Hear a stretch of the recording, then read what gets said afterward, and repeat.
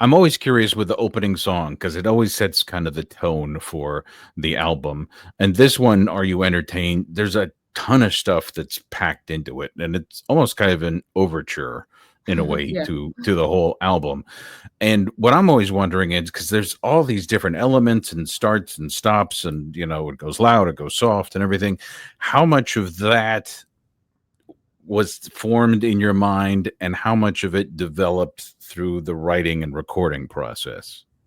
Do you know what? This song in particular has had quite a character arc. It Oh. started out, we wrote it, ironically, the night that we wrote the last song on the album. After we'd finished that, we were like, oh, let's try and write another one. So it was like 3 a.m. and we were all like jacked on Adderall and coffee and just like going a million miles an hour. So we started to write another one. And Are You Entertained originally was called Don't Cry For Me. And it was a 6/8 ballad Hmm. originally. So yeah, it's had quite an evolution. And there was just something like not working about it. Again, we were like, it's 3 a.m. Let's just pump it out and then see how we like it tomorrow. And we didn't like it. And then we were like, let's mess with it some more. And we made it, a 4/4 song. And then we were like, it's kind of boring, blah, blah, blah.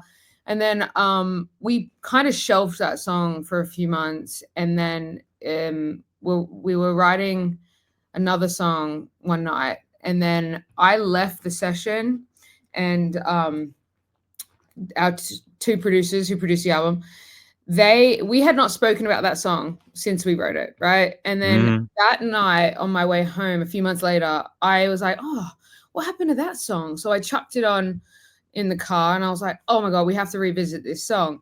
The same night after I left the studio, without us talking about it, they had the same thought. And they were like, let's Oh. revisit this song. So, because I came in the next day and they are like, okay, Kel, sit down. We did something. And I was like, all right. And they're like, remember that song, Don't Cry For Me? Sorry, my boyfriend's singing in the next room. Sus, do you want to close the door?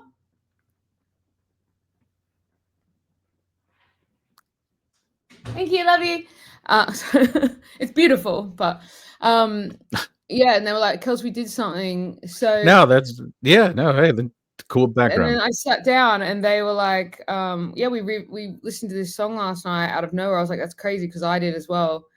And then they had arranged like a piano. So I'm a musical theater kid, right? And my I always wanted to make a song that was like this, like Jesus of Suburbia or Bohemian Rhapsody, where it just has all different colors and flavors and twists Mhm. and turns. And I sat down and they had kind of arranged it just on piano in that kind of format. And I cried. Mm. I was like, oh my God, this is it. You've just made like my dream song. So yeah, I don't know, I can't remember what the question was, but it has an evolution. The song evolved. And then when we were like recording the instruments and the band were doing all their bits and stuff, we were like, should we put a drum solo in there? Like, so it just became what it is from lots and lots of twists and turns. Okay, yeah, no, because that's what I was wondering, like, there's sometimes you read these stories of like, "Oh, no, it came out fully formed," and then Yeah. other stories where it's like, "No, it's a piece of this song and a piece of that song," but I don't it know how any of that kind I don't know how that kind of song could ever intentionally be that from the get. Like, it has to become that, you know? Yeah, yeah. Although I guess I don't know if you get used to thinking in that way because Yeah. you reference like Jesus of Suburbia, and then they started doing other things like 21st Century Breakdown, where they had all this, and they started thinking in those means. But yeah, initially I would think it would have to be this happy accident, Mhm. Yeah, uh, exactly. and then and then it must have really grabbed you for you to say this needs to be the first song on the album. Yeah, so it wasn't the first song on the album. The second song on the album originally was the first song on the album, Oh. which is the lead single for the album. And then I was in bed one night, my boyfriend and I were in bed really stoned one night and we're listening to the music and we were just like talking about it. And, I was, the band and I were kind of at a crossroads where we were like deciding to kind of part ways with management. And it was a bit of a crossroads for us. And we're just trying to figure out like what do we want? What do we want to do? How do we want this record to sound? And we decided, fuck it, like let's kick the door down like off the bat and put a 6-minute song with a drum solo as number one, just because they tell you shouldn't. Like just because it's not what people do, It's so funny. I saw this interview with Quentin Tarantino, who's like my cinema idol, and he had said that everyone told him he can't do. He said he had people say they won't let you do that, and he was like, "Who's they?" Like, I never listened to they. I just did what I wanted, and I try to have that same kind of mindset. So yeah, it was just like, fuck it, let's just kick the door down on track one. Yeah, no, and I was doing research earlier today, and I saw that you posted that clip of Tarantino talking about it. I literally saw that, yeah. And yeah, it's one of those things, like, it's like, how come more people don't ask that question? Like, well, who are they? But you just get used to that idea of, well, they say you shouldn't do this and you shouldn't do that and all that kind of thing. And well, it kind of makes me wonder, because I found this other interesting quote of yours, and I want to make sure that I get this right, where you said, a couple of years ago, I was in a metaphorical mosh pit fighting for my place as a woman in rock music, which seems to be somewhat related to the whole, they say you can't do this and, fuck it, let's do it anyways. Yeah. So A, is that kind of along the same lines, or am I misreading things? And B, where are you now? It's funny because my whole career I've been told that, and this goes back to like the whole narrative of the album and the concept, but I've been told that I have to pick one thing and then be that. And for the longest time at the beginning of my career, before I was a band or anything like that, people were trying to make me, quote unquote, the next Amy Winehouse. And as much as I love Amy Winehouse, my battle was, I'm not Amy Winehouse. I'm Kels, and I want to find my own thing. And I found that through rock and roll. I learned how to sing from jazz music and soul music, but I found my voice through rock music. And I had to kind of risk, what was trendy or what wasn't trendy at the time, and just do me. And when I dove headfirst into the rock scene, I was like, wow, I found like where my spirit belongs and where my voice shines and where my writing and my stories get told in the light that I want them told in. But rock wasn't like the main thing then, and I had stuck to it and fought for it and stayed true to myself. And then I put Missing Person out, the first record. And right after that happened, this like resurgence of the whole like punk and rock scene just kind of came about. And it was one of those things where like every girl and their mom just decided, oh, I want to be rock now because it's cool, whatever. And I always said, like, you can't just put a pair of plaid pants on, learn a G chord, and then call yourself punk. That's not what it's about. And right. I found that in that I was losing my mind because I felt like, oh my God, who am I? And who are these people? And I'm just here in this like mosh pit trying to like, stay afloat. And I had an old manager, one of my old managers said to me, I was crying one day to him about it. And he said, this is the part of you that sets you apart. It's this, you present yourself all tough and unbreakable, but you are so sensitive and fragile, and this is what is gonna connect with people. So that's when we just went headfirst into the new album, and I was like, all right, I guess I gotta like block out the noise and go away from the mosh pit. I'm gonna go over there by myself and like figure this out, and we did. So yeah, and It's interesting because I kind of noticed the same thing, especially if you look at, like promo photos and all this kind of thing. It's a Mm. very kind of fierce, both all you and the guys, Yeah. just this power to it. But then you listen to the music and you get into this vulnerability. And like, for instance, the song Wild, but is very vulnerable, but it's like vulnerable with volume, it's vulnerable with That power. sounds like me. Yeah. And Yeah. so, which is kind of this fascinating contradiction in a Yeah. way. And I'm wondering, what does it feel like to sing that, to project it? Is it a release? Is it just is it terribly emotional? Is it I don't know. What is it like for you to go through that? First of all, thank you for seeing it that way because that's how it's meant to be seen. Going back to the whole people trying to make you one thing.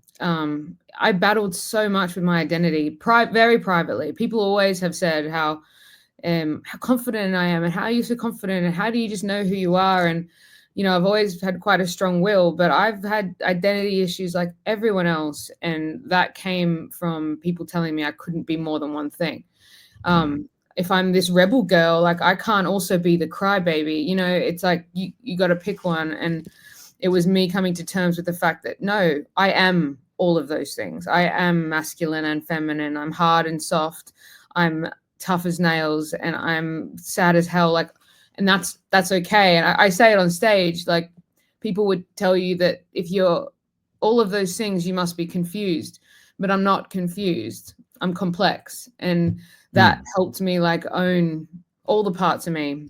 And that's what the album cover kind of represents, with the leather daddy, on one side, and Yeah. then the naked me on the other side. It's like I am the character and I am the woman, like, and Hmm.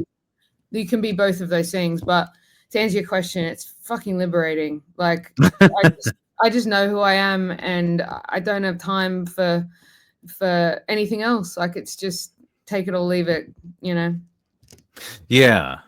And it's great that you, I don't know, came to that, found that, and I don't know. As someone who's been through a lot of therapy, it is one of those things that I think everyone struggles with because, Yeah. especially now in today's uh, social media world, et cetera, there's a lot of stuff being shoved at you. Be like this and you'll be successful. Be like this and you'll be popular and everything. And Yeah. but it's always very two dimensional. And so it's cool to, I don't know, see someone that, yeah, as you said, it's complex, Yeah.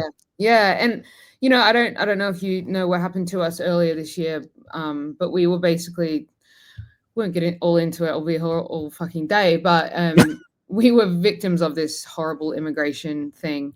And where the boys, a week before our headline tour in America this year, the boys weren't allowed into the country because of this immigration scam we were Mhm. victims of. Yeah. So I ended up having to do 6-week headline tour on my own. And that was obviously daunting, but I learned a lot about how powerful, you know, the delicate parts of me are, not just the aggressive parts, and how, like, in music, in life, on stage, like, showing all those parts, like, really does make up for great art and great music and a great show and a great life. So yeah, I feel good. Yeah. And it's like, and again, kind of like with the song Wild and things like that, it's like, Mm. okay, eh, it seems to all be about, I'm going to move forward anyway, you know, Yeah, yeah, even though I'm feeling this way. And, um, it dissolves the whole idea of, oh, I've got to be confident and act like I have it all together, yeah, and again, it's like, I've struggled with that myself and talked to my therapist and like, well, I'm nervous or afraid, and she's like, well, then just do it afraid, yeah. then you don't have to worry about all that other putting on a perfect face kind of thing. Well, yeah, I said this to my mum recently. There's such a huge difference between being fearless and being brave. because Hmm. fearless suggests the absence of fear, right? Right. But brave is when you're fucking terrified and you go and do it anyway.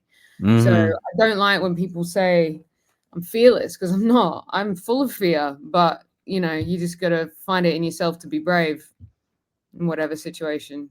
Yeah. Yeah.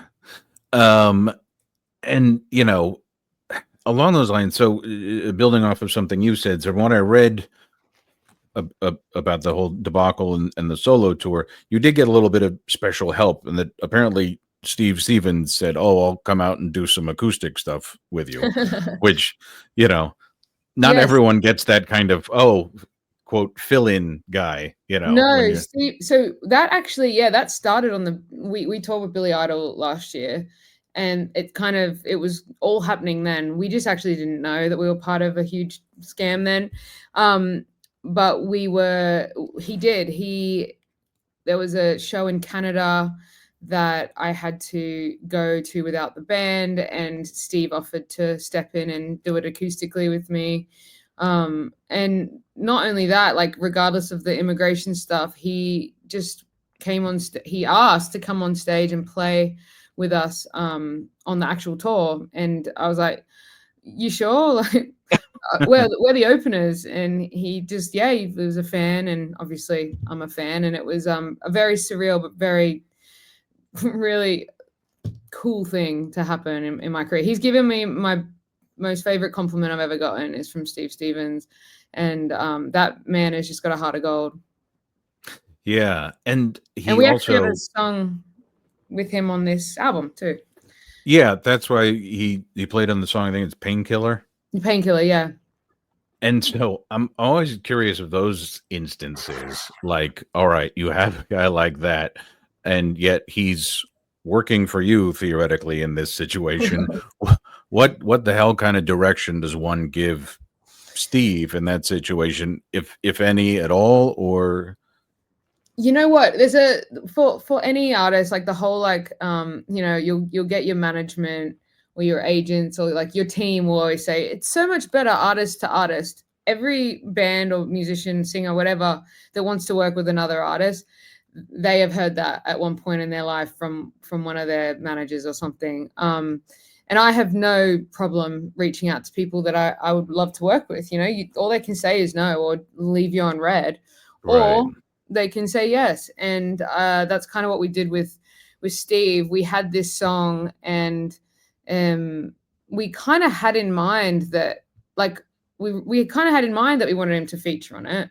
So and if he decided he didn't want to, Peach would have just done a solo on it and we'd call it a day. But within an hour, he had said 100%, like, let me know the parameters and I'll get to it. And that was it. There was no yeah. notes. There was no like, "Oh, Steve, can you change this part?" Like, it's Steve Stevens. He gives you a fucking solo. You cut that solo. But yeah, I love that. I love that song. Okay. Yeah, because that was more my thing. It's like, all right, well, you already have a plan for this song, and odds are he's going to contribute something great anyway. But it's Yeah. like, all right, what the hell am I going to tell this guy that, Yeah, it would suck if we like got it back and we're like, "Oh god, this is shit." you're right. What we're gonna say? But no, definitely didn't go like that. Right, right. Um, and then you mentioned your mom, and I've read other stuff where you talk about how close you are with your parents and the influence they were on your career. In one of the more interesting aspects that I discovered was you studied the flute as a kid, which is not typical, pre-rock education. But I'm curious, was has there been anything from that time learning the flute that maybe you still carry with you today in the work that you do? Yeah, I always tell like young musicians when they ask like, "How do I start a band?" or "How do I get started in the music business?" or "What are some tips you have?" I just always tell them like, learn an instrument. Doesn't matter what instrument. It could be the fucking triangle.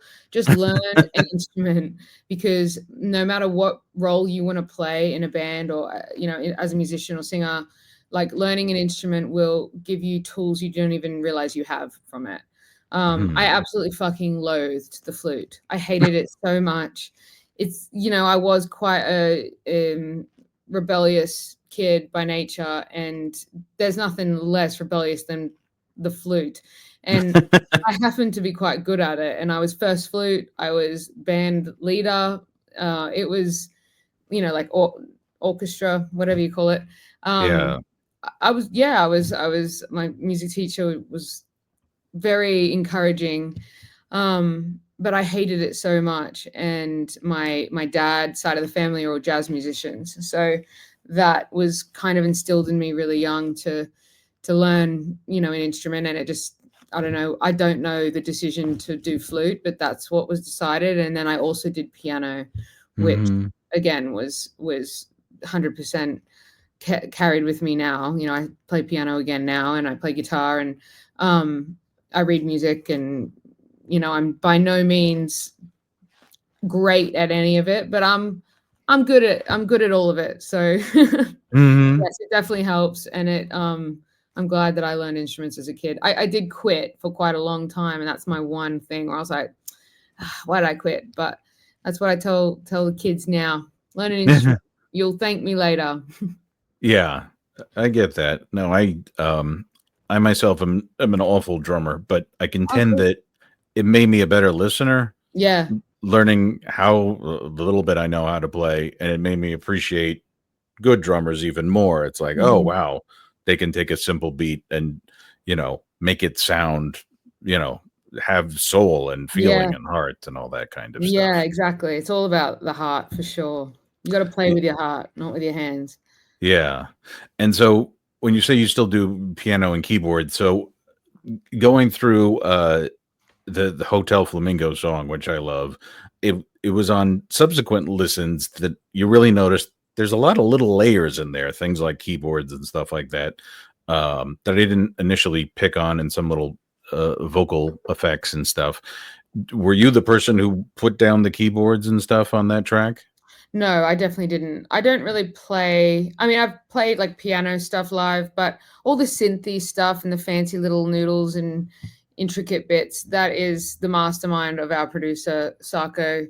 It's kind of where he gets off the most. He loves it so much. But live, obviously live, I'm the piano player in the band, so I play live. But no, I can't take credit for that. That's our boy Sarko for sure. Yeah. Okay. And then this is kind of, dealing with the external and the internal at the same time, but and it's a kind of a roundabout question, but one of my favorite quotes is this one from Dolly Parton, who said, "It costs a lot of money to look this cheap." Oh yeah. And everything about, the images that I got from publicity about this album and stuff is you and the Heroines, there's this disheveled kind of rolled out of the car look. But you wonder if there's like a method to the madness, and even some of the music has this, I don't care, I'm just, screw all of you kind of thing. And so it makes it sound like it's that way, but then you listen and you pay more attention. It's like, well, no, there's a lot of little craft and experience that you can hear in all of this. And it's so I'm wondering, how much of it is, okay, this is what we want to project, and how much of it is really, this is just how we are. It all comes from an autobiographical or authentic place. It's funny because I was watching the new Angelina Jolie film the other night about called Maria. She plays opera singer, and she said something in the film. It spoke to me so much. She said someone put on her records in the cafe, and she said, "Turn those off. I don't listen to my own records." And the guy was like, "Well, why not?" And she said, "Because they're perfect. And music shouldn't be perfect. A song shouldn't be perfect. It should be different every time you play it." And it spoke to me so much because there is such a pressure that you have as a musician today to be like Mm. up with the cool trends and sonically of the time. Like you can't be too old school, but if you're too new school, then you don't have any of the charm of the old school. And it's just like this fucking like fence you have to like balance on through every decision you make. And I kind of with the music was like our producer who produced most of this, executive produced the whole album, Sarko. He's very forward thinking. He's very of the times, you know, less about what happened before and more about what's going to happen tomorrow. Mm. And me and the band are definitely more from the purist side. You know, we're all very inspired from rock and roll and other genres from before this time. Yeah. So we were just we basically said to Sako, do your thing, and then we'll pull it back. We'll pull it back if it's too far gone, kind of thing. And I think it was the two mindsets, and it was us butting heads a lot that got us to the result that we did with the music. Because I don't like anything that's too perfect. Like I don't walk out of the house with too much going on or too like I don't like my lipstick being fucking perfect or my hair being perfect. It doesn't feel true to me. I like throwing a little dirt on everything that I do. Mm. Just because I've always been that way. I don't really know. But nothing we do is a facade or a costume. It all comes from a real place. And if you just, you know, want to theater something up a little bit or throw a little razzle dazzle on what you already are, like you could call it that. But Mm. you know, it all comes from a true place. None of us could pretend. We're just not like that. You know, there's been a couple of like photo shoots. It's why I don't really work with stylists because or makeup artists. I don't like being put into a I don't like becoming what someone else thinks I should be. So we never have a Mm. stylist. We never have makeup artists because they're putting a costume on you. They're making you what they think you should be or how they perceive you. Yeah. And no one knows us better than us. Do you know what I mean? Like, so why would we hire people? Why would we pay people to decide who we should be when we fucking know who we are? Yeah. And then yeah, just I like the juxtaposition of the perfect and the imperfect and the messy and the tidy and the old and the new, you know, the Yeah. masculine, the feminine. We just like to have a bit of, again, back to the juxtaposition thing. We just like to have a little bit of all of that in everything we do because that's just who we are. The boys are quite feminine, you know, and I'm quite masculine. So, yeah. Yeah, and you know, I mean, and in the I guess it's the second video for the Hotel Flamingo where you have the character of the drag king, you know, and then also I was going through and there's the cover song you did from Footloose, I Need a Hero. Oh, yeah. But you switch the gender Mhm. in the beginning and you know, and then it's you're not looking for Hercules, you're looking for your Aphrodite and things like Mhm. that. And so, and you know, so it's like it seems like you're naturally drawn to let's see if we can play with this a little bit. Like Yeah, honor the it's just original, but put our own spin on. yeah, I mean, everything's been done. Everything's been said. Right. You know, it's just about saying it and doing it in your own language, you know, in your articulating it in your way. And like going back to like putting Are You Entertained as the first song, like that's our way. That's not fucking radio's way. That's not a record label's way. That's not TikTok's way. That's our way. That's our Mhm. way that we would release this record. And you know, I didn't get into this business to follow anyone's rules. I didn't get into this business to be anyone but myself. And for the most part, you know, I've done a pretty good job of sticking to that. Obviously, we all get influenced and think that other people know better and whatever. But at the end of the day, like if I'm uncomfortable with something, we just don't do it, or we don't say it, or we say no to it. You know, sometimes saying no to things is more important than what you do. So yeah, I think we do a pretty good job of just staying true to ourselves, but you know, sprinkling a bit of drama on it. Yeah. Well, as you said, you have a taste for the theatrical as Yeah, your Tarantino-esque short film promoting the album will attest to. Yes. Um, and I thought that was interesting also that you're drawn to him, if only because from what I've read, he's so into music and that he's very particular about the songs he chooses, and that will often determine what things will look like, whether it's Yeah. Dick Dale surf guitar stuff or, that Neil Diamond cover, Yeah.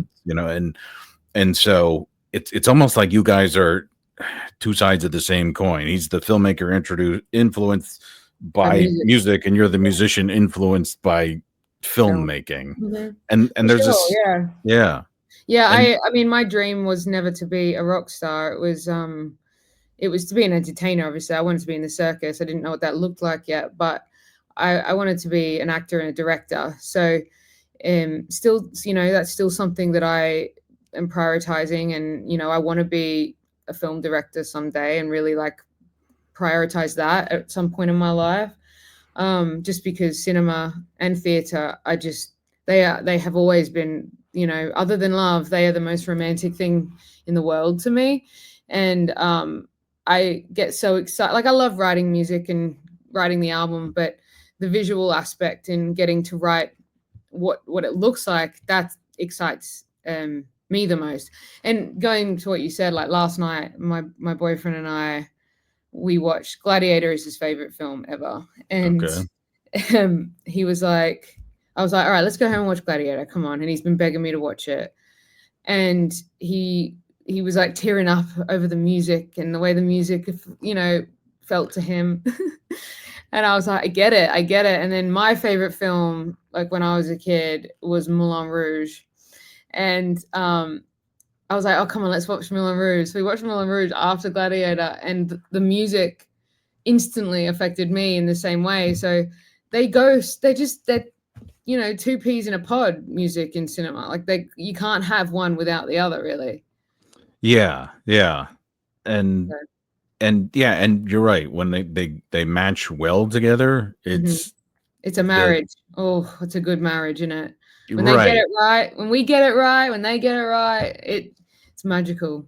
Yeah, and it's one of those cases where the total is greater than the sum of the parts, Yeah, yeah, as far as that goes. yeah, definitely. Um, but so did you watch those movies in the same night? Because We did. that's a those are two very different Very different. films. Very Yeah, different, yeah. But you know what? We've had this huge, like, original Gladiator poster, framed. It was, like, original from when the movie came out. We've had it on our wall, for ages, and we've also got a Terminator one. Don't ask me why. But now I'm like, I think Gladiator is one of the best films ever made. After watching it last night, I was like, wow. I saw the second one and I wasn't that impressed. So that, okay. you know, but yeah, and then Moulin Rouge, I could quote that entire film from front to back. So we had to, I think he felt bad that I had to sit through Gladiator. So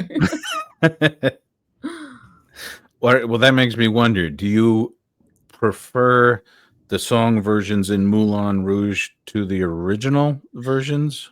no, no, I Okay. don't. No, I prefer Ewan McGregor in anything. So, but no, the music, I mean, there's so many medleys and stuff like that. They're all like, mushed into Yeah. one. Obviously, the original, they've got that song is. I mean, sorry, that film is just full of covers, Yeah. and but no, I would say I like the originals better of most of those songs. And then when you're creating songs, when they're coming to you, is it kind of a cinematic experience? Are you seeing films as melodies and words pop into your head? Yes, for sure. I think that, like, if I don't like, everything's autobiographical that I write. If I'm writing something that's not autobiographical, it's because I'm writing for someone else or writing for sync, for TV and film kind of thing. Yeah. Um, but no, a lot of the time that's the test for me. Like, if I am seeing a visual with the song, I think I'm onto something because that's incited a feeling in me that, has inspired something else. So if I'm not feeling anything enough to visualize it, maybe it's not, that good. Yeah, short answer, yeah, I do that. Okay. If Okay. if I had it like there's a visual in my head for every song I've ever written or every song I've Hmm. ever put out. Sorry, we've not been able to make a visual for every single song, but there is definitely a visual in my head for every song. Interesting. Okay. No, it kind of reminds me. One of the bands I work with is this band out called Red Wanting Blue, and their lead singer talks about. He said, "Yeah, he said I purposely have all these little touch points in songs that pull at heartstrings Mm-hmm. that trigger me. So when I'm performing them live, there is never any kind of phoning it in. It like sends me Yeah, emotionally to where I need to go." yeah, I can relate to that for sure. Like we and this the live show, it's just so exciting to me. Like we're in rehearsals now, like figuring out the live show for 2025, and obviously this year for half the year I had to do it all on my own, and that was a lot harder to create some, theatrical extravaganza when you're up there alone. But Hmm. now that we're all back together and we've got this big tour coming up, it's so exciting to be able to like we could do anything on that stage for the next 2 hours. Like that stage is ours, and we can do anything we want. Why would we just play the songs from front to back? Like we have to make this like an explosion. So, and even when there's nothing happening, like even when there's silence, we still want that to be entertaining. At the end of the Hmm. day, like that's why we're there. That's our job. Our job is to show up, entertain, and make people feel something. So we better fucking do it. We better do it right. And then I think one of the coolest things to come out of this is like you talked about, you wanted to, join the circus. It sounds like you've created your own circus. Yes. And I'm wondering what your advice is to, all those other struggling artists out there, be they in music, painting, writing, whatever, in Hmm. terms of, number one, feeling like they don't fit into a particular niche Yeah. that all the powers that be want to put them in. And what is the key to persevering, and what kind of expectations do you set for yourself? Um. Well, I'm a workaholic. I'm obsessed with what I do, and I think you have to be, Mm, personally. But there's two things that kind of like changed my brain chemistry when it came to this as a career. One was realizing that everyone's gateway to success is completely different. So comparing yourself to other people and their stories is a waste of fucking time. Their gateway to success is not going to be the same as yours, and that can take a weight off your shoulders to help you stop comparing and help you stop measuring your own worth against other people's success. It doesn't fucking matter what Joe Blow down the street's doing, mate. It matters what you're doing. Like, how are you moving forward today? And the other thing that like really changed my brain was realizing that the most powerful thing that I have is my story. So tell it. You don't have to search for what you want to say and who you want to be. Like you are living it. You are it. Like use your fucking story, because it's the one thing that no one else has is your story. So no matter what medium you're doing it through, music, film, art, whatever it is, like find a way to tell your story, because that can be a superpower. And then the other thing I would say, stop expecting other people to care as much as you do. They're not going to care about your shit as much as you do. And they shouldn't. No one should. mhm.